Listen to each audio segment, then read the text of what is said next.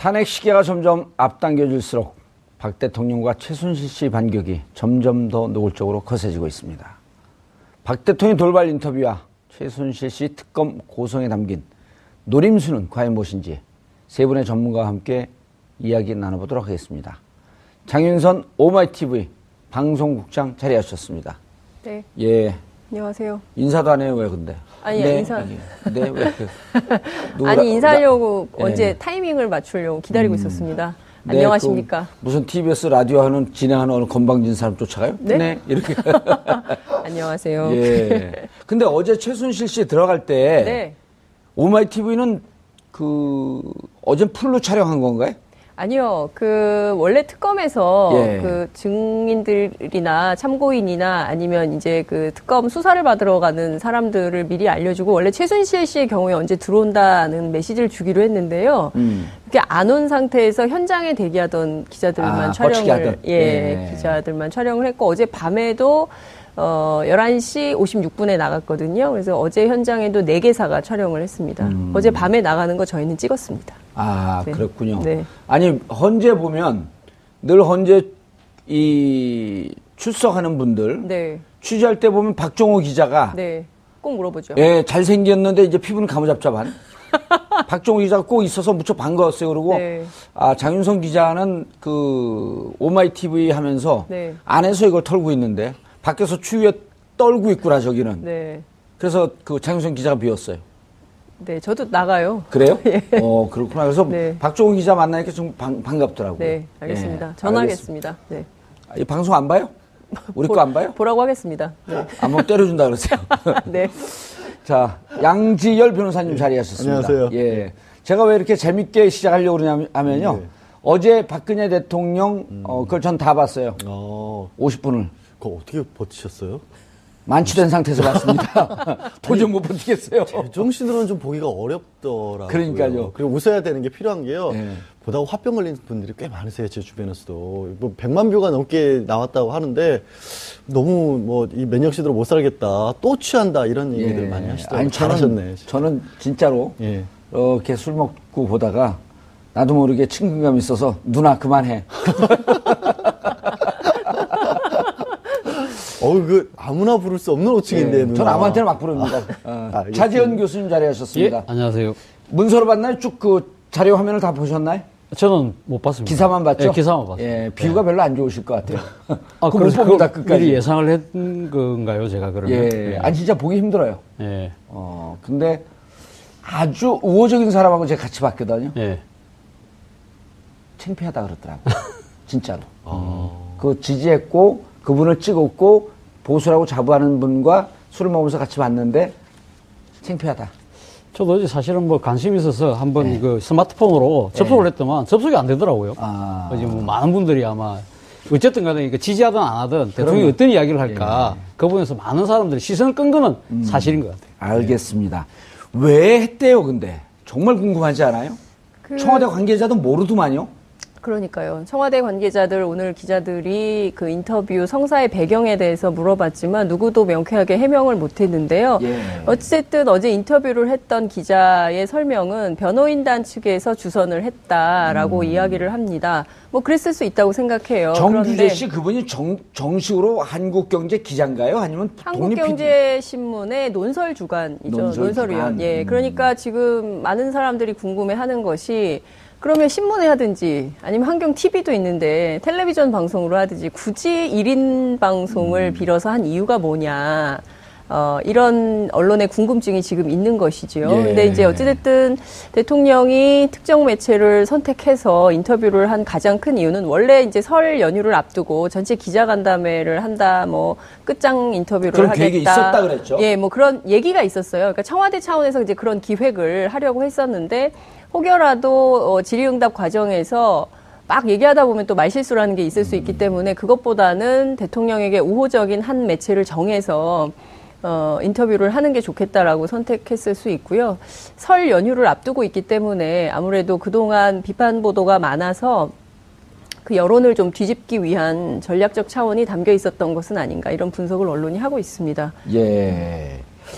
양 변호사님, 이게 지난번에 1월 1일 기자들하고 간담회 할 때도 예. 이른바 이제 우리가 알기 쉽게 얘기하면 이른바 번개한 거거든요. 예, 그렇죠. 느닷없이. 예. 그러니까 그 한강 비서실장이 떡국 먹자 그랬다가 갑자기 기자들을 그 불렀단 말이에요. 그리고 기자들을 부른 게 과연 지금 탄핵돼서 대통령 직무정지가 된 상태에서 이게 적절하냐. 그래서 뭐 이제 심지어는 청와대 그 공공경비 쓴 거 아니냐. 그렇게 되면 대통령으로서 다관은 누구 돈으로 샀냐. 뭐 이런 얘기까지 치사하게 막 우리가 따질 정도로. 왜냐면 직무 상태에서 한 거거든요. 그렇죠. 근데 어차피 지금 이 사태 전반적으로가 공적 기능과 사적 기능을 전혀 구별하지 않았기 때문에 불거진 문제잖아요. 예. 아직도 그런 부분은 전혀 구별하지 못하고 있는 거죠. 근데 청와대는 내 개인 집이나 마찬가지다라는 생각을 아직도 하고 있는 게 아닌가라는 합리적인 의심이죠, 이거는. 그리고 상당히 급하게 만들긴 했지만 다분히 의도된 게 보십시오. 어제 최순실 씨 들어가면서 자유민주주의를 외치면서 들어갔습니다. 그리고 저녁에 인터뷰 갑작스럽게 했죠. 오늘은 이경재 변호사, 최순실 씨 변호인 이경재 변호사가 기자회견을 자청을 해서 최순실 씨가 탄압받고 있다는 얘기를 했습니다. 이거는 갑작스러울지언정 이 다 기획을 한 것이고요. 그렇게 보는 게 맞고요. 그다음에 그 내용 같은 것도 봐도 당연히 그렇지 않습니까? 본인이 설명하는 자리를 만들었고 오늘 그 주필 논설 주간 그분이 하고 있는 신문의 타이틀을 보니까요. 이렇게 나온 거예요. 돌직구를 던져도 좋다라는 조건, 그리고 편집을 하지 않는다는 조건 하에 인터뷰를 진행했다라고 일면에 썼습니다. 근데 이거를 딱 그냥 글자 그대로 보면요.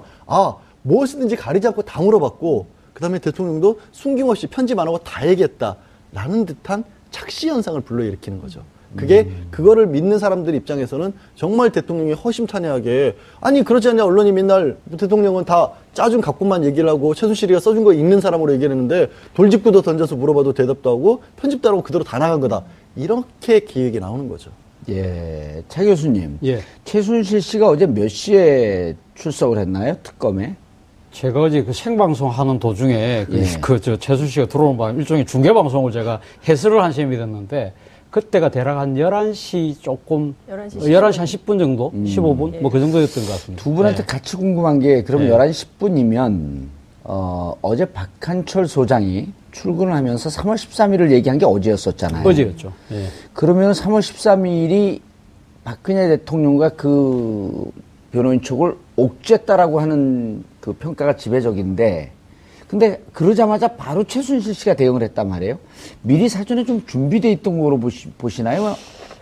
느닷없이 대응한 거로 보기엔 너무 기민하게 그렇죠. 했거든요. 박한철 헌재 소장과의 그런 고리 자체는 분명하지는 않습니다. 분명하지 않지만 그러나 청와대하고 최순실 씨하고는 어떤 식의 교감은 있지 않았을까. 최순실 씨 어제 제가 보니까 내리는데 보니까 마스크를 안 쓰고, 그리고 또 이 호송차 자체도 안으로 들어오서 된 것이 아니라 바깥에 멀찌감치 됐어요. 그럼 동선이 길어지잖아요.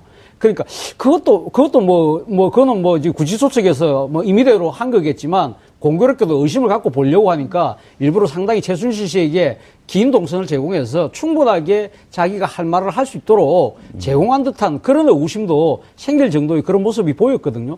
그리고 지금 아까 박한철 소장이 그렇게 이야기한 부분에 대해서 바로 법률 대리인단청에서 그러니까 현재 심판 자체가 불공정하다. 그럼 우리 못한다. 그런 식으로 우리 언제든 물러날 수 있다는 식으로 얼음장을 딱 놓는 거 이런 걸 보면, 근데 그 전날 공교롭게도 법률 대리인단이 대통령하고 상당 시간을 만났습니다. 만났기 때문에. 그러니까 오늘 26일이니까 25일 날 마지막 심리가 있었고, 24일 날 입살 청와대에 들어가서 법률 대리인단이 대통령하고 상당 부분 오랫동안 이야기를 해본 부분이 있거든요. 그렇기 때문에 아마 헌재가 돌아가는데 나름대로의 내용을 캐치하고 난 뒤에 아마 헌재 소장이든 누군가가 그런 이야기를 하면 우리가 이런 식으로 대응을 하고, 거기에 맞춰서 그러면 예를 들면 최순실 씨한테는 뭐 메시지를 전달하고, 뭐 박근혜 대통령은 또 자기 나름대로의 언론 플레이를 하고, 그런 하나의 그 치밀한 시나리오가 작동하고 있는 것이 아니냐는 것이 합리적 의심 아닐까요? 예, 알겠습니다. 말씀 계속 이어가기 전에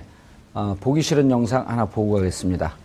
이른바 이제 온라인상에는 극혐 농상. 극혐 뭐죠? 영상. 농상이 아니라. 예. 그러니까 보기는 재밌어요. 연병하네. 그 대목 때문에. 그 대목, 나온네, 이거 방송에. 그 처리를 하셔야 되는 거 아니에요? 왜요? 연삐하네, 뭐 이렇게 하셔야 되는 거 아니에요? 그러면, B병하네. 예, B병하네. 자, 한번 보고 가시죠, 영상을. 네. 예.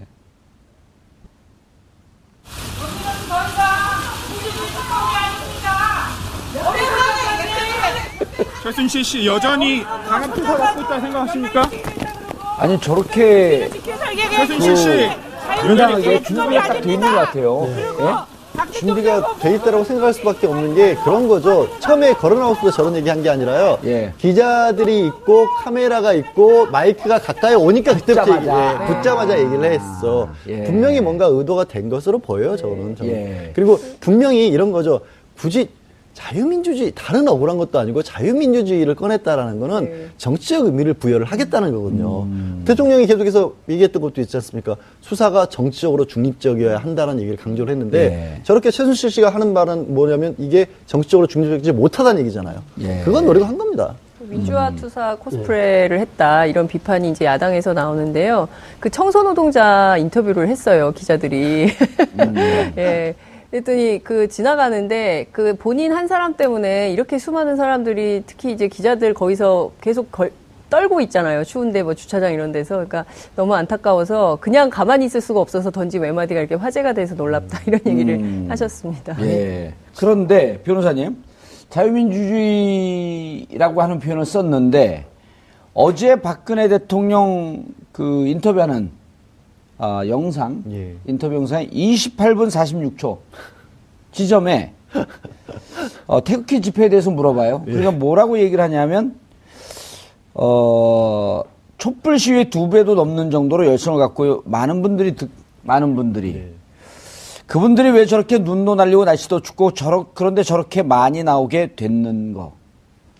그것은 자유민주주의 체제를 수호해야 한다. 법치를 수호해야 한다는 생각에서 요 얘기가 나오거든요. 그렇죠. 그러니까 둘이 싱크로율 100%. 아니, 이건 준비된 거거든요. 그렇죠. 근데 법치를 수호하고 자유민주주의를 수호하기 위해서 그분들이 나오셨으면 그 반대쪽에 있는 촛불을 든 분들은 그럼 뭐죠? 법치를 수호하고 자유민주주의를 수호한 거죠. 거꾸로. 예? 앞뒤가 바뀐 거예요. 아니 정말 자유민주주의를 수호하게 나오셨으면 촛불 집회에 대해서는 정반대 의미를 하는 거고 대통령이 어제 그 인터뷰의 그 가장 큰 주제 중에 하나는 자신을 엮기 위해서 오래전부터 기획됐다라는 거 아니겠습니까? 그럼 그 오래된 기획에 넘어가서 이 촛불을 드셨다, 다 속아서 나왔다라는 얘기 아니겠습니까? 그러면 그 분들은 뭘 하겠다는 거? 대통령을 엮어서 체제를 전복시키는 사람들에게 속았다는 얘기잖아요. 예. 그 누군가라고 콕 집어서 얘기를 하진 않았지만 그 누군가는 내란 선동을 했다는 얘기예요. 어마어마한 주장을 한 거예요, 사실은 대통령이. 위험한 발언이죠. 아니 어떻게 일국의 대통령을 엮어서 그 자리에서 물러나도록 하기 위해서 그런 일을 꾸몄다 누군가가 오래전부터 기획을 했다? 그거 당장 수사하는 해야 되는 거 아닌가요? 그렇죠. 진짜라면. 예. 너무 놀라운 얘기였어요. 차 교수님. 예. 누군가가 오래전서부터 기획한 것 같다. 네. 그러면 그 기획할 때는요, 이미 지난해 7월 이전에 최순실 게이트가 터지기 전에는 언론도 장악하고 있었고, 경찰, 검찰, 국정원 다 장악하고 있었고, 절대적인 힘을 갖고 있었거든요. 그렇죠. 그러면 그 힘을 뛰어넘을 수 있는 누군가의 기획은 그건 우주의 힘밖에 없거든요. 그러네요, 논리적으로. 그러면 그럼 우주의 기획이라고 하는 것은 이것은 자연의 섭리거든요. 그럼 자연의 섭리에 의해서 탄핵된 거 맞네? 그런 거 아닌가요? 뭐 논리적으로는 그렇게 지금 뭐 이야기가 진행될 수 있네요. 근데 지금 사실 지금 기획됐다는 부분 자체가 저는 뭐 촛불 민심이나 이런 게 기획됐다는 부분에 대해서 이게 대해서 지금 수용할 수 있는 국민이 과연 몇 % 될까요? 천만이 어떻게 기획돼서 그렇죠. 나옵니까? 말 그대로 손바닥으로 하늘 가리기 아닙니까? 근데 사실 기획된 부분은 어제 대통령과 어떻게 보면 최순실 씨의 이건 돌발 행동 자체가 저는 기획됐을 가능성이 높다. 아까 뭐 지금 뭐 법치라든지 자유민주주의라는 그런 공통 단어가 있다지만 정말 공통 단어가 한마디 또 있습니다. 경제 공동체. 최순실 씨 그랬잖아요. 박근혜 대통령과 자신을 경제 공동체로 하기 위해서 특검이 압박을 하고 있다. 그렇게 공개적으로 이야기를 했잖아요. 그리고 대통령도 경제 공동체에 대해서 엮은 거다. 강력하게 이야기를 하면서 이 경제 공동체 부분을 강하게 질타를 했죠. 경제 공동체라는 부분이 왜 그렇게 중요합니까? 두 사람이 사실 이 공동지갑을 같이 쓰고 있다고 한다면 최순실 씨가 득한 이득은 대통령의 이득으로 귀결되기 때문에 둘 다 뇌물죄가 적용되는 부분에 있어서 이걸 지금 빠져나가기 위해서 두 사람이 아주 강하게 주장하는 거 아닙니까? 근데 하나의 허점이 있어요. 그러니까 최순실 씨는 여전히 특검이 자신에게 강하게 압박을 하고 있다는데 또 박근혜 대통령 그랬어요. 특검에서 경제 공동체는 자신들도 말이 안 되었는지 그렇게 표현은 안 했지만 뉘앙스는 특검이 그걸 철회했다고 하는데 특검 철회한 적이 없거든요. 공식적으로. 철회한 적 없죠. 예, 그럼 철회했으면 또 최순실 씨가 왜 이렇게 소리를 질렀겠어요? 그렇죠. 그러니까 이거는 좀 뭔가 엇박자가 났는데 경제 공동체라는 부분의 이 중요성 그 부분에서 똑같이 인식을 하고 있는 건 사실인 거죠. 그렇죠. 예. 뇌물죄에 대한 두려움이 갖고 있었던 거고 예. 이거에 대한 두려움이 있었다라고 한다면 뒤에서 법률적 조력자가 그렇죠. 지시했을 가능성이 예. 있다. 예. 그러니까 오래전서부터 기획한 사람도 그 변호사들이네요. 그러니까 정작 기획한 사람들은 예. 촛불 민심을 기획한 것이 아니라 촛불 민심으로 발생된 이 탄핵 정국을 뭔가 뒤집어 엎어보려고 엎으려고. 지금 기획하고 있는 것이 예. 그것이 정답이 아닌가 생각해요. 아까 이제 내란죄 선동이라고 했는데 내란 선동의 의미가 뉘앙스가 있다고 했는데 일단 이분들이요 박한철 소장이 3월 13일까지 끝내야 된다.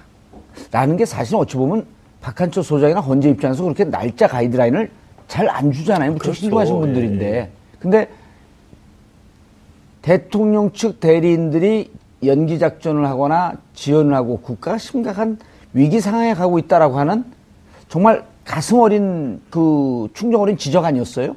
그럴 수밖에 없죠. 예. 그리고 너무 뻔히 보이잖아요. 증인 신청 39명이 했는데 그 39명 증인들 보면 이 사건하고 관련도 안 돼 있는 사람도 있고 조홍천 의원 같이 내부에게 폭로했던 사람도 있고 그다음에 기업의 피해자라고 주장하는 대기업 재벌 회장들도 들어가 있고 이러다 보니까 그리고 이미 헌법재판소에서 검찰 수사 과정에서 받은 조서들만으로 충분하다고 판단을 내린 사람들까지도 신청을 한단 말이에요. 예. 그럼 헌재 재판관들이 보기에는 이건 법정을 못 오간다고 느끼는 거죠. 그렇기 때문에 박한철 헌재소장도 정말 이례적으로 그 말씀을 하신 거예요. 왜? 그 말씀이 사실은 필요 없는 말씀인 게 증인 신청 어제 이제 날짜 정했잖아요. 증인 신청 언제까지 하겠다. 원래는 그 얘기만 하면 돼요. 그 얘기만으로도 해석론이 그러면 언제까지 나오겠다는 게 나오는데 그럼에도 불구하고 박한철 헌재소장도 오죽 답답하셨으면 그 얘기를 했겠어요. 그리고 박 소장님이요. 그분이 무슨 진보 투사입니까? 아니죠.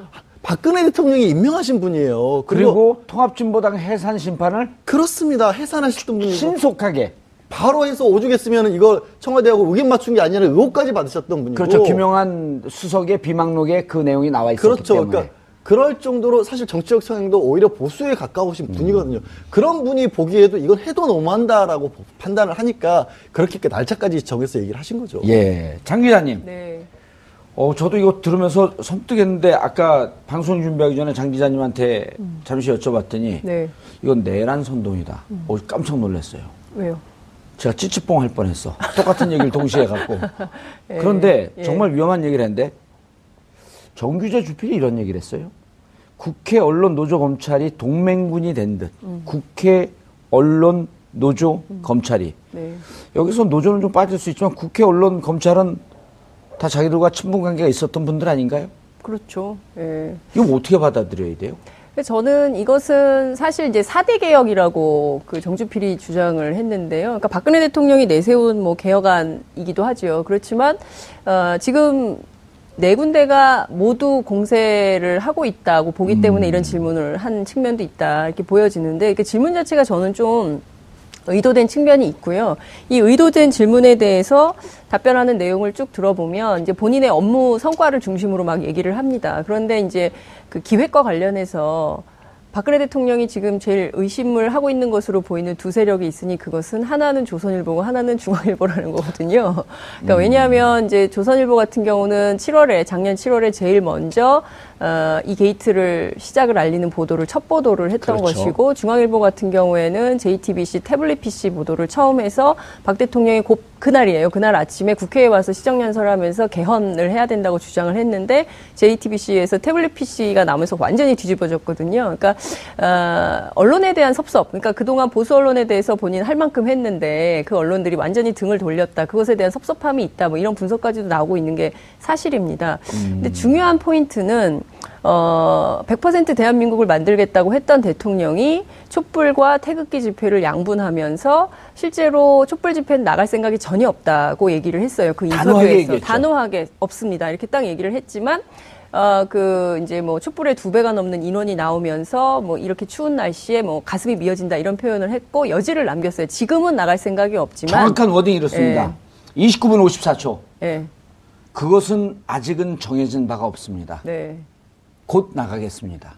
그럴 수 있다고 예. 보여집니다. 그러면 대통령이 예컨대 이 태극기 집회에 나간다면 그 다음은 정말 두 개의 대한민국이 되는 것이고요. 반대로 반대, 그러니까 이를테면 촛불, 1000만 촛불이 나온 국민들의 여론이나 이런 것은 무시하겠다는 이쪽에 나온 태극기 집회만 국민이다. 이렇게 보는 시각이 가능해지는 거. 또 하나는 조윤선 장관 구속과 관련해서 그게 뭐 뇌물도 아닌데 특검이 너무했다, 과했다 이런 표현을 하거든요. 블랙리스트 자체에 대해서 이게 뭐가 문제인지 인식이 없는 거예요. 이것은 네. 잘못이 아니라고, 구속감이 아니다. 그렇죠. 이런 생각을 하고 있다는 점이 매우 충격적인 것이죠. 예. 변호사님, 제가 요즘 얻은 닉네임이 만주 변호사입니다. 사법고시를 패스하지 않고 헌재와 특검을 제일 잘하는 민간인. 제가 걱정이에요, 사실. 예. 정우 의원님뿐만이 아니라 온 국민이 다 법에 대해서 너무 잘 알게 돼서 이제 변호사 못 생존의 해먹고. 위협을 좀 느끼는 것 같아요, 요즘에. 야, 이거 방송을 하면서도 이게 예. 내가 내 무대을 스스로 파고 있는 게 아닌가 하는 생각이 들 때가 있어요. 그래서 예. 그 변호사 직을 위협하는 사람이 2명이 앞서거니 뒤서거니 경쟁하고 있거든요. 헌법 전문가가 김재동 씨. 그다음 일반 법률 전문가가 정봉주. 예? 아니 그런데 이제 제가 왜 그 말씀을 드리냐 하면 장윤성 기자가 지금 블랙리스트 얘기했잖아요. 예. 근데 블랙리스트는 사실 평상시 같으면 5년 이하의 징역, 그렇죠. 10년 이하의 자격정지, 1,000만 원 이하의 벌금. 보통 변호사들이 벌금형까지는 못 외우는데. 예. 대단하시네, 진짜. 그래서 예. 평상시처럼 이렇게 국민 여론이 몰려있지 않을 때는 이것은 구속수사감이 아니에요. 예. 그런데 구속됐거든요. 이걸 변호사 누군가가 얘기를 해준 겁니다. 아. 그래서 블랙리스트 별거 아니지 않냐. 그래서 특검에서는 이렇게 얘기했단 말이에요. 블랙리스트 할 때 이것은 헌법 정신 위배다. 그렇죠. 그다음에 19조 양심의 자유, 21조, 22조 표현, 언론 표현의 자유. 큰일 난다. 큰일 났네. 어떡하지, 이거? 우리는 계속 부를 테니까 걱정하지 마세요. 예. 그래서 그거를 적시했거든요. 물론 이것은 법률 위반 아니지만 네. 이렇게 헌법 정신을 위배한 위중한 것이다라고 하면서 헌재에다가도 시그널을 줬고 알려줬잖아요. 그렇습니다. 사실 뇌물죄랑 딱 비교를 한 게 현재 이제 특가법상 뇌물을 하면 5년 이상이게 되지만 말씀하신 그런 직권남용 5년 이하니까 정말 천지 차이거든요. 하지만 장 기자께서 잘 지적을 하신 것처럼 저도 이 부분이 가장 충격적이었어요. 사실은 인식이 없구나. 뭐가 인식이 잘못돼 없어요. 인식이 없구나. 네. 아니 다른 게 아니라 이 촛불 집회와 탄핵 반대 집회도 그렇지만 그렇게 한다는 것은 국민을 반으로 쪼개놓고 내 편을 가르는 것을 대통령과 그다음에 국정을 이끌어갈 지서실장과 장관이 그걸 주도했다라는 건데 어마어마한 일이잖아요, 사실은. 저는 대통령이 거의 알 수 있을 것 같은 상황이죠. 그런 상황에서 이거는 듣고 마음이 아플 정도예요, 솔직히. 아무리 지금의 상황이 본인의 개인적으로 놨었을 때는 어려운 상황이라 할지라도 국가를 쪼개면서까지 그거를 자기가 살아날 길을 찾아서는 안 되는 거잖아요. 지금 기대는 거는 지금 뭐 10몇 %는 아직도 지지하는 사람들의 목소리를 더 끌어올려서 예를 들어 한 30%까지 끌어올리면 원래 받았던 콘크리트 지지를 받아들이면 헌법재판소도 부담을 느낄 것이다. 이런 걸 기대하는 건데 문제는 그렇게 되면 그 30%가 설령 올라간다고 해도 그 30%가 나머지 70%는 완전히 쪼개집니다. 나라가 절단나는 거예요. 어제 인터뷰 보면 나라는 없고 개인만 있었던 거 아니에요? 그게 너무나 가슴이 아픈 거예요. 전 진짜 가슴이 아파요. 진짜. 뇌물죄는요. 개인적인 비리입니다. 공무원이지만 공직과 관련된 문제지만 그냥 그 공무원이 돈을 몇십억을 받아먹고 끝나는 거예요. 그 사람 하나 처벌하면 끝나는 거예요. 나라를 절단내진 않아요. 근데 블랙리스트는 국가를 쪼개겠다는 거거든요. 국민을 구분하는 거였거든요. 왜 그것의 심각성을 모르는 거예요? 그러니까 차 교수님, 우리가 네. 이 얘기를 하면서 네. 그 진시황의 분서갱유에 네. 비유했단 말이에요. 네. 그 역사상 가장 극악무도한 범죄 행위 아니에요, 그게? 그렇죠. 자기 네. 국민과 인류를 적으로 내모는. 네. 그게 블랙리스트라고 얘기했던 겁니다. 그렇죠. 근데 그거에 대한 죄의식이 없어요.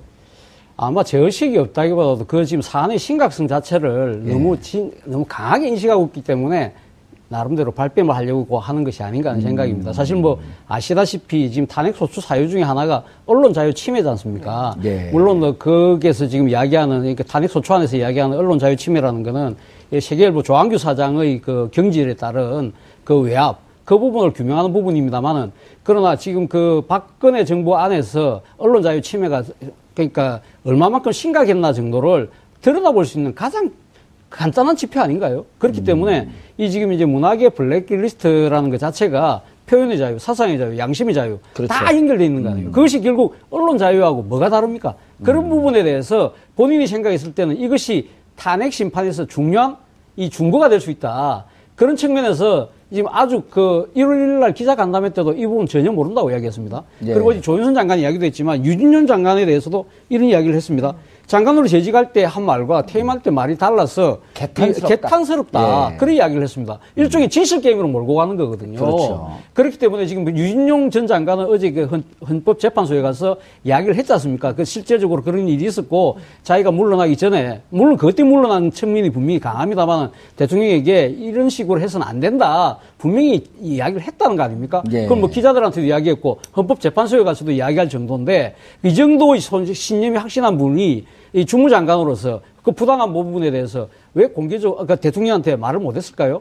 대통령 꼬리 내렸을까요? 저는 그렇게 보지는 않습니다. 예. 유진용 장관이 어떻게 살아왔는 건 알만한 국민은 다 알지 않습니까? 예. 그렇기 때문에 박근혜 대통령이 지금 이 블랙리스트 부분에서 강하게 이렇게 부인을 하는 모습 자체가 저는 심각성을 오히려 더 잘 알고 있기 때문에 그렇게 하는 것이 아닌가. 예. 유진용 장관은 2014년 6월 퇴임하면서 여기에 반대했던 1급 공무원들이 날아가는 모습까지 같이 보면서 이런 얘기를 했다고 그래요. 언론 보도에 따르면 기록들을 잘 챙겨라.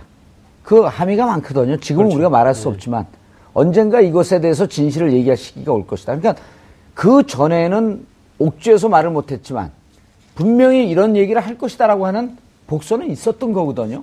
아마 유진용 장관 정도의 그 경륜이라고 한다면 당장은 자신이 그렇게 이야기를 하지 않지만 어느 정도 정권의 말기가 가면 이러한 여러 가지 폐해들이 드러나게 되면 본인이 그때서 이야기를 해서 바로 잡을 수 있을 거라는 아마 일말의 기대 같은 걸 갖고 있지 않아 하는 생각입니다.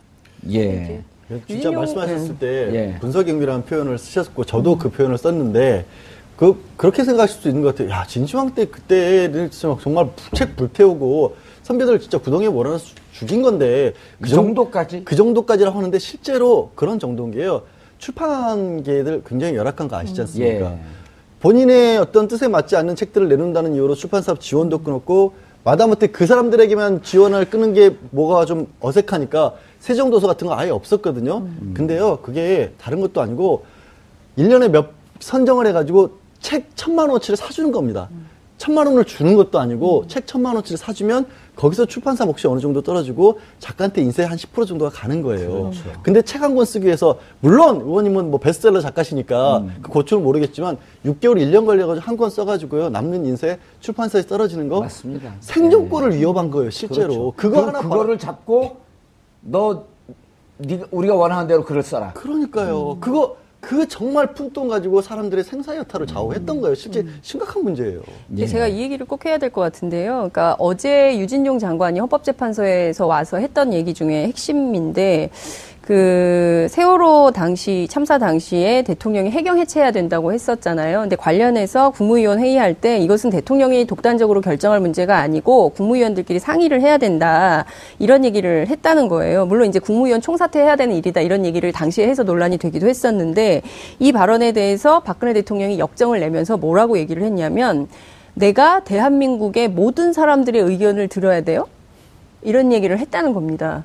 그 말에 굉장히 충격을 받았다는 거예요. 그러니까 대한민국의 모든 사람들의 의견을 듣지 않겠다는 거죠. 그러니까 이미 자기를 대통령만 지지하는 사람들의 얘기만 국민 거예요. 듣겠다. 그러니까 본인을 지지하고 본인 얘기에 찬동하는 사람들만 국민인 것이고 그 밖에 국민은 국민이 아니다라는 인식이 2014년 6월에도 있었다는 것이고요.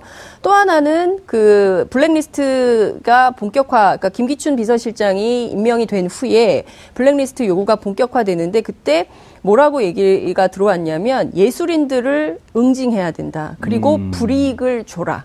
라는 것이 분명했다는 거예요. 우리가 응징이라는 단어를 누구에게 씁니까? 저는 주로 북한.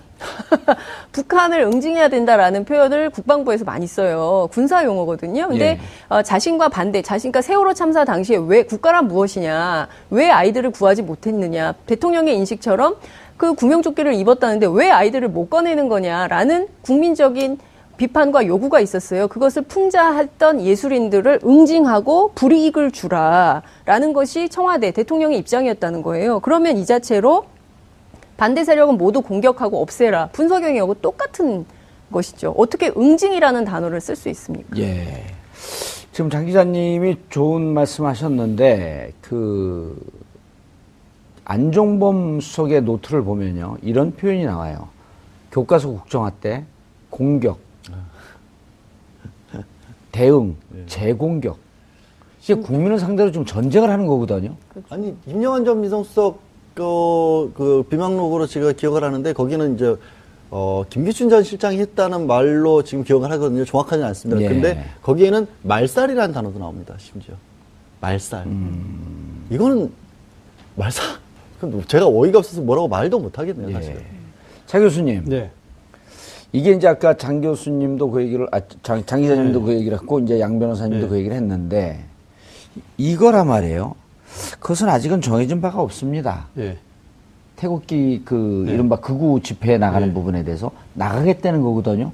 가능성은 뭐 충분히 저는 있다고 봅니다. 근데 이렇게 나가게 되면 유혈 사태랍니다. 그 집회를 가보면 그 집회를 가보면 상당히 과격한 표현이 나온답니다. 촛불을 죽여야 된다. 촛불 죽여야 된다고 군이 뭐 하고 있느냐, 총 쏴야 된다고 이런 얘기까지 나오는 거예요. 이야기까지 나오고 있죠. 그런 자체가 어떻게 보면 내란 선동을 하고 있는 그런 측면이 다분히 있는데 그런 장소에 지금 이제 업무가 정지돼 있지만 그래도 아직은 대통령이지 않습니까? 예. 대통령이 그 장소에 나가서 힘을 실어준다는 그 자체는 전혀 적절치 않죠. 그거는 어떻게 보면 유혈 사태를 유도하는 거 아니에요? 뭐 제가 그렇게 단정적으로 이야기는 할 수는 없습니다만 추정적으로 얘기해 보세요. 그런 부분에 대해서 아마 근데 저는 뭐 그런 생각을 해봅니다. 대통령이 설사 그런 생각을 갖고 있다 하더라도 예를 들면 대통령이 그렇게 나가는 부분에 대해서 지금 청와대 참모들이 어떻게 지금 이 대통령을 뭐 지금 보좌는 공식적으로 못 하고 있습니다만은 이럴 때 진짜 아니되옵니다는 목소리를 높여야 될 때죠. 알겠습니다. 양 변호사님. 그 정도를 해야 그래도 이 사태에 대한 책임을 조금이라도 더 그렇게 할 사람들이면 여기까지 안 왔죠. 예. 그 마지막으로 호소를 하는 거죠. 너무나 심각한 사태가 뻔히 보일 수 있는 상황이니까. 조대한 민정수석이 또 한 축을 담당하고 있는 것으로 추정되어 옵니다. 양 변호사님. 자, 이제 문제는 헌재에 대해서도 전쟁 선포를 한 거예요. 나 그렇죠. 응하지 않겠다. 3월 13일까지 한번 가봐라. 탄핵이든 이게 탄핵 인용이든 기각이든. 근데 박한철 소장이 저렇게 얘기했을 땐 거의 인용으로 들리잖아요. 국민들도 그렇죠. 다 그렇게 받아들였고 나 3월 13일 넘기겠다라고 하는 의도로 보이는데 이 연기 작전에 들어왔단 말이에요. 어떤 게 있을 수 있을까요? 지금 가장 먼저 나오는 얘기는 이제 변호인단들이 사퇴를 할 수도 있다라는 협박이 대리인 총사퇴. 대리인 총사퇴를 해버리면 근데 이제 이런 겁니다. 형사재판 절차를 준용을 하게 돼 있기 때문에 대리인이 없을 경우에는 단적으로는 국선 변호인 선임해버리면 되는 거예요. 국선 대리인을 극단적으로는 그렇게 할 수도 있고 헌법재판소에서 변호인을 반드시 써야 하는 이유는요.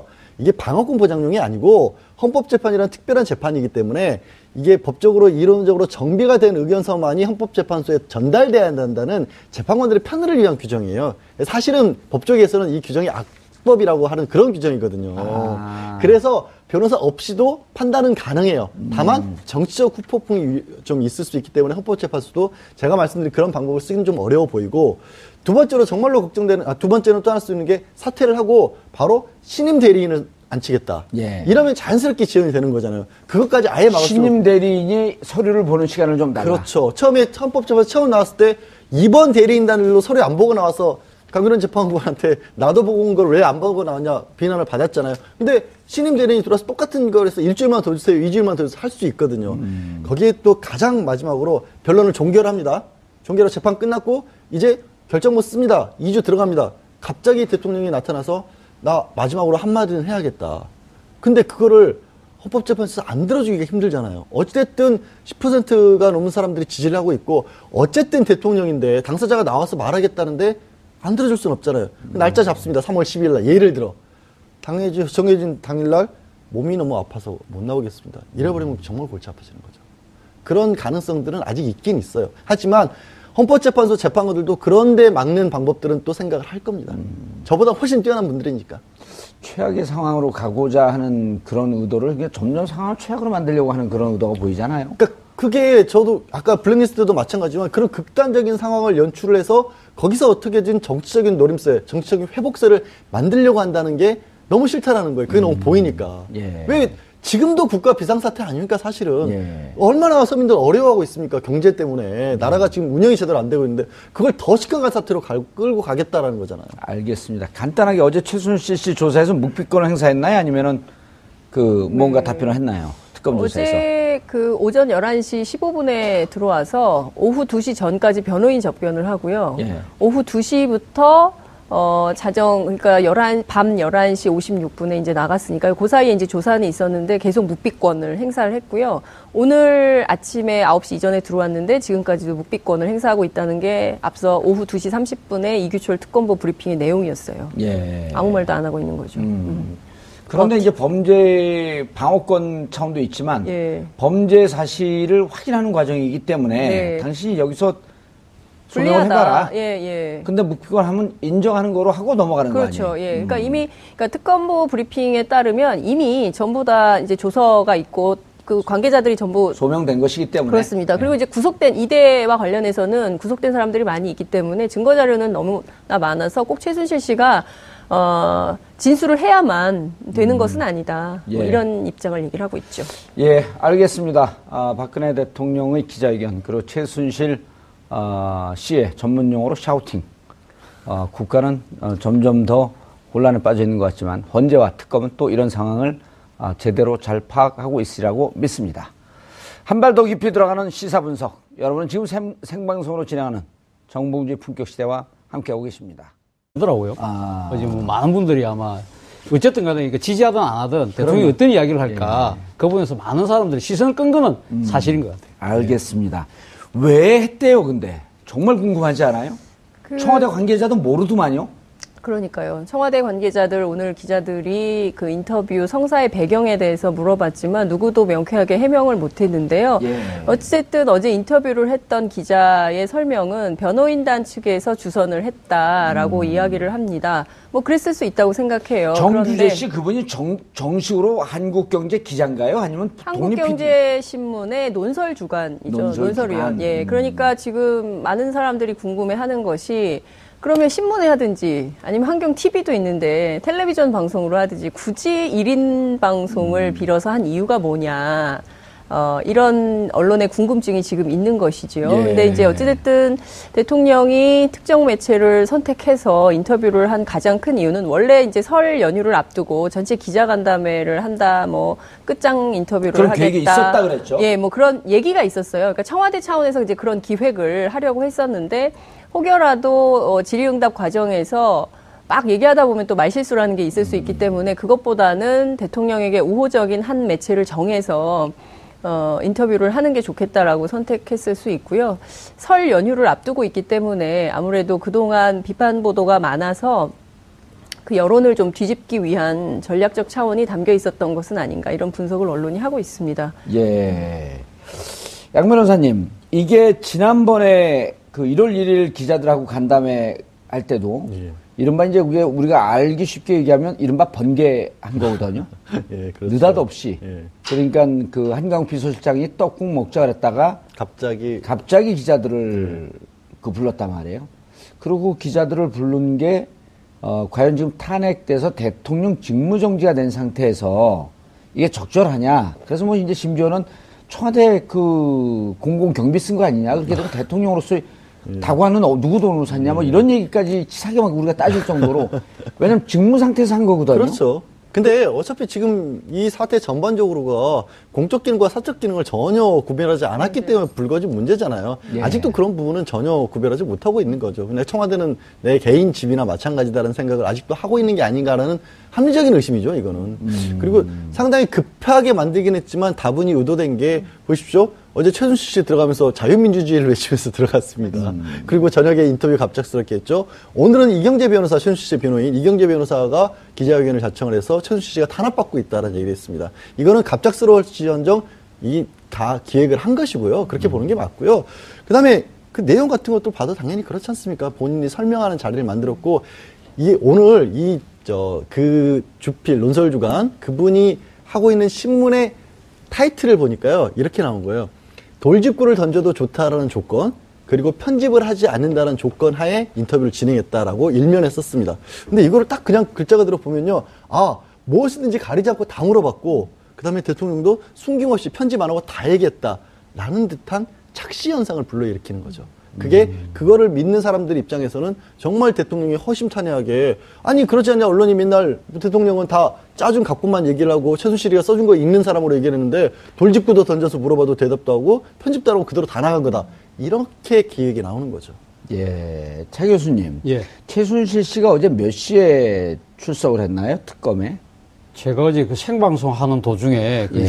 최순실 씨가 들어오는 바람에 일종의 중계방송을 제가 해설을 한 셈이 됐는데 그때가 대략 한 11시 조금, 11시 한 10분 정도? 15분? 예. 뭐 그 정도였던 것 같습니다. 두 분한테 예. 같이 궁금한 게 그럼 예. 11시 10분이면 어제 박한철 소장이 출근을 하면서 3월 13일을 얘기한 게 어제였었잖아요. 어제였죠. 예. 그러면 3월 13일이 박근혜 대통령과 그 변호인 측을 옥죄했다라고 하는 그 평가가 지배적인데 근데 그러자마자 바로 최순실 씨가 대응을 했단 말이에요. 미리 사전에 좀 준비돼 있던 거로 보시나요?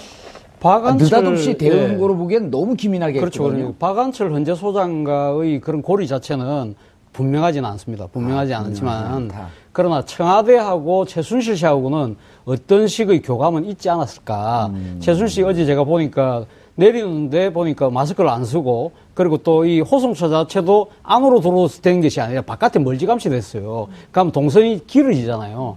그러니까 그것도 그거는 뭐 지금 구치소 측에서 뭐 임의대로 한 거겠지만 공교롭게도 의심을 갖고 보려고 하니까 일부러 상당히 최순실 씨에게 긴 동선을 제공해서 충분하게 자기가 할 말을 할 수 있도록 제공한 듯한 그런 의구심도 생길 정도의 그런 모습이 보였거든요. 그리고 지금 아까 박한철 소장이 그렇게 이야기한 부분에 대해서 바로 대법률 대리인단청에서 그러니까 현재 심판 자체가 불공정하다. 그럼 우리 못한다. 그런 식으로 우리 언제든지 물러날 수 있다는 식으로 얼음장을 딱 놓는 거 이런 걸 보면 근데 그 전날 공교롭게도 법률 대리인단이 대통령하고 상당 시간을 만났습니다. 만났기 때문에 그러니까 오늘 26일이니까 예, 25일 날 마지막 심리가 있었고 예, 24일 날 입살 만났다. 청와대 들어가서 법률 대리인단이 대통령하고 상당 부분 오랫동안 이야기를 해본 부분이 있거든요. 그렇기 때문에 아마 헌재가 돌아가는데 나름대로의 내용을 캐치하고 난 뒤에 아마 헌재 소장이든 누군가가 그런 이야기를 하면 우리가 이런 식으로 대응을 하고 거기에 맞춰서 그러면 예를 들면 최순실 씨한테는 뭐 메시지를 전달하고 뭐 박근혜 대통령은 또 자기 나름대로의 언론 플레이를 하고 그런 하나의 그 치밀한 시나리오가 알겠습니다. 작동하고 있는 것이 아니냐는 것이 합리적 의심 아닐까요? 예, 알겠습니다. 말씀 계속 이어가기 전에 보기 싫은 영상 하나 보고 가겠습니다. 이른바 이제 온라인상에는 극혐 농상. 극혐 뭐죠? 영상. 농상이 아니라. 예. 그러니까 보기는 재밌어요. 연병하네. 그 대목 때문에. 그 대목, 나오네. 이거 방송에. 그 처리를 하셔야 되는 거 아니에요? 왜요? 연삐하네 뭐 이렇게 하셔야 되는 거 아니에요? 그러면 B병하네. 예, B병하네. 자, 한번 보고 가시죠, 영상을. 네. 예.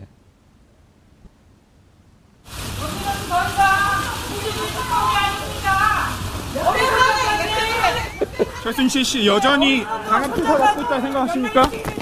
아니, 저렇게 최순실 씨 당당하게 준비가 딱 돼 있는 것 같아요. 예? 준비가 돼 있다라고 생각할 수밖에 없는 게 그런 거죠. 처음에 걸어나왔을 때 저런 얘기 한 게 아니라요. 예. 기자들이 있고 카메라가 있고 마이크가 가까이 오니까 그때부터 붙자마자. 붙자마자 얘기를 했어. 예. 분명히 뭔가 의도가 된 것으로 보여요. 저는. 예. 그리고 분명히 이런 거죠. 굳이 자유민주주의, 다른 억울한 것도 아니고 자유민주주의를 꺼냈다라는 거는 정치적 의미를 부여를 하겠다는 거거든요. 대통령이 계속해서 얘기했던 것도 있지 않습니까? 수사가 정치적으로 중립적이어야 한다는 얘기를 강조를 했는데 저렇게 최순실 씨가 하는 말은 뭐냐면 이게 정치적으로 중립적이지 못하다는 얘기잖아요. 그건 노력을 한 겁니다. 민주화 투사 코스프레를 했다 이런 비판이 이제 야당에서 나오는데요. 그 청소노동자 인터뷰를 했어요 기자들이. 예. 그랬더니 지나가는데 본인 한 사람 때문에 이렇게 수많은 사람들이 특히 이제 기자들 거기서 계속 떨고 있잖아요. 추운데 뭐 주차장 이런 데서. 그러니까 너무 안타까워서 그냥 가만히 있을 수가 없어서 던진 외마디가 이렇게 화제가 돼서 놀랍다 이런 얘기를 하셨습니다. 예. 그런데 변호사님, 자유민주주의라고 하는 표현을 썼는데 어제 박근혜 대통령 인터뷰하는 영상, 인터뷰 영상에 28분 46초 지점에 태극기 집회에 대해서 물어봐요. 그러니까 뭐라고 얘기를 하냐면 촛불 시위의 2배도 넘는 정도로 열성을 갖고 많은 분들이 그분들이 왜 저렇게 눈도 날리고 날씨도 춥고 그런데 저렇게 많이 나오게 됐는 거. 그것은 자유민주주의 체제를 수호해야 한다. 법치를 수호해야 한다는 생각에서 요 얘기가 나오거든요. 그렇죠. 그러니까 둘이 싱크로율 100%. 아니, 이건 준비된 거거든요. 그렇죠. 근데 법치를 수호하고 자유민주주의를 수호하기 위해서 그분들이 나오셨으면 그 반대쪽에 있는 촛불을 든 분들은 그럼 뭐죠? 법치를 수호하고 자유민주주의를 수호한 거죠. 예. 거꾸로. 예? 앞뒤가 바뀐 거예요. 그냥. 아니 정말 자유민주주의를 수호하게 나오셨으면 촛불 집회에 대해서는 정반대 의미를 하는 거고 대통령이 어제 그 인터뷰의 그 가장 큰 주제 중에 하나는 자신을 엮기 위해서 오래전부터 기획됐다라는 거 아니겠습니까? 그럼 그 오래된 기획에 넘어가서 이 촛불을 드셨다, 다 속아서 나왔다라는 얘기 아니겠습니까? 그러면 그 분들은 뭘 하겠다는 거? 대통령을 엮어서 체제를 전복시키는 사람들에게 속았다는 얘기잖아요. 예. 그 누군가라고 콕 집어서 얘기를 하진 않았지만 그 누군가는 내란 선동을 했다는 얘기예요. 어마어마한 주장을 한 거예요, 사실은 대통령이. 위험한 발언. 위험한 발언이죠. 아니 어떻게 일국의 대통령을 엮어서 그 자리에서 물러나도록 하기 위해서 그런 일을 꾸몄다 누군가가 오래전부터 기획을 했다? 그거 당장 수사하는 해야 되는 거 아닌가요? 그렇죠. 진짜라면. 예. 그래서 너무 놀라운 얘기였어요. 탄핵 시기가 점점 앞당겨질수록 박 대통령과 최순실 씨 반격이 점점 더 노골적으로 거세지고 있습니다. 박 대통령 돌발 인터뷰와 최순실 씨 특검 고성에 담긴 노림수는 과연 무엇인지 세 분의 전문가와 함께 이야기 나눠보도록 하겠습니다. 장윤선 오마이TV 방송국장 자리하셨습니다. 네. 예. 안녕하세요. 인사도 안 해요, 왜 근데? 아니, 네, 인사. 네, 왜? 아니, 인사하려고 예. 언제 타이밍을 맞추려고 기다리고 있었습니다. 네, 안녕하십니까? 무슨 TBS 라디오 하는 진행하는 어느 건방진 사람 쫓아가요? 네? 이렇게. 안녕하세요. 예. 근데 어제 최순실 씨 들어갈 때 네. 오마이TV는 어제 풀로 촬영한 건가요? 아니요. 원래 특검에서 예. 증인들이나 참고인이나 아니면 이제 특검 수사를 받으러 가는 사람들을 미리 알려주고 원래 최순실 씨의 경우에 언제 들어온다는 메시지를 주기로 했는데요. 그게 안 온 상태에서 현장에 대기하던 기자들만 촬영을, 기자들만 촬영을 했고 어제 밤에도 11시 56분에 나갔거든요. 그래서 어제 현장에도 4개사가 촬영을 했습니다. 어제 밤에 나가는 거 저희는 찍었습니다. 아, 네. 그렇군요. 네. 아니, 헌재 보면 늘 헌재 출석하는 분들 네. 취재할 때 보면 박종호 기자가 네. 꼭 물어보죠. 예, 잘생겼는데 이제 피부는 가무잡잡한 박종호 기자가 꼭 있어서 무척 반가웠어요. 그러고 네. 장윤성 기자는 오마이TV 하면서 네. 안에서 이걸 털고 있는데 밖에서 추위에 떨고 있구나 저기는. 네. 그래서 장윤성 기자가 비웠어요. 네, 저도 나가요. 그래요? 예. 그렇구나. 그래서 네. 박종호 기자 만나니까 좀 반갑더라고요. 네, 알겠습니다. 예, 전화하겠습니다. 네. 이 방송 안 봐요? 우리 거 안 봐요? 보라고 하겠습니다. 네. 한번 때려준다 그러세요. 네. 자, 양지열 변호사님 자리하셨습니다. 안녕하세요. 예. 제가 왜 이렇게 재밌게 시작하려고 그러냐면요. 네. 어제 박근혜 대통령, 그걸 전 다 봤어요. 50분을. 그거 어떻게 버티셨어요? 만취된 상태에서 봤습니다. 도저히 못 버티겠어요. 제정신으로는 좀 보기가 어렵더라고요. 그러니까요. 그리고 웃어야 되는 게 필요한 게요. 네. 보다가 화병 걸린 분들이 꽤 많으세요. 제 주변에서도. 100만 뷰가 넘게 나왔다고 하는데 너무 이 면역시대로 못 살겠다. 또 취한다. 이런 얘기들 많이 하시더라고요. 아니, 잘하셨네. 저는 진짜로 예. 이렇게 술 먹고 보다가 나도 모르게 친근감이 있어서 누나 그만해. 아무나 부를 수 없는 호칭인데, 누나. 전 아무한테나 막 부릅니다. 차지현 교수님 자리하셨습니다. 예, 안녕하세요. 문서로 봤나요? 쭉 자료 화면을 다 보셨나요?